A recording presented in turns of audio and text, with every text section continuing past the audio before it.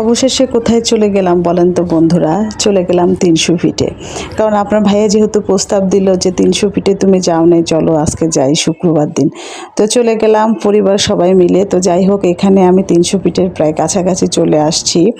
তো first time যাই হোক গাড়িতে আমি দেখতেছি যে বিভিন্ন স্টল বসেছে বা খাওয়া দাওয়ার জায়গা অনেকগুলো আছে।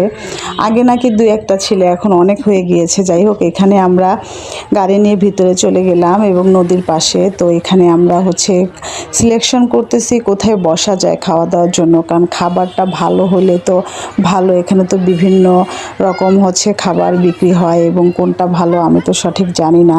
তো আপনার ভাইয়া যেহেতু দেখো পছন্দ হয় কিনা, খালে একটু দেখো চয়েস করো এবং ভালো লাগবে গরু আর কি আছে খাওয়া দাওয়া করলাম।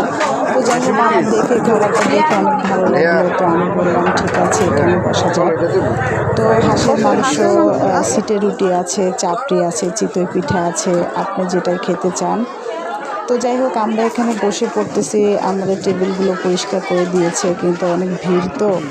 তো যাই হোক, টেবিলগুলো পরিষ্কার করার পরে আমরা বসে পড়লাম। এবার বাবু মেরিন্ডা খাবে, তো ওকে মেরিন্ডা দিল।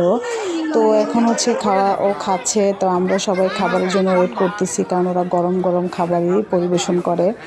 তো যাই হোক, অনেক ভালো লাগতেছে এবং ফ্যামিলির সবাই মিলে আমরা বসে খাওয়া দাওয়া করতেছি। এখানে চাপড়ি আর হাঁসের মাংস দিয়ে আমরা প্রথমে শুরু করলাম, তারপরে চিতই পিঠা অর্ডার করেছি। যাই হোক, সবাই দেখেন এখানে কত রকমের খাবার তৈরি হচ্ছে। আশেপাশে খালারা অনেক, খাবারটা মোটামুটি অনেক টেস্ট। তো আমরা খাবার শেষ করে এবার মালাই চা খাবো।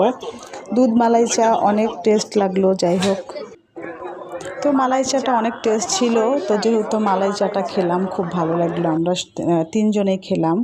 তো যাই হোক, খাওয়া দাওয়া শেষ, মালাই চা। এবার আমরা গাড়িতে উঠবো। তো গাড়িতে ওঠার আগে আমি যেখানে খাওয়া দাওয়া করেছি আমরা সেখানে ভালো করে ভিডিও করে এবং আপনাদের শেয়ার করলাম। যদি খাবার খেতে চান তাহলে এখানে আসতে পারেন। সবাই ভালো থাকবেন। আসসালামু আলাইকুম।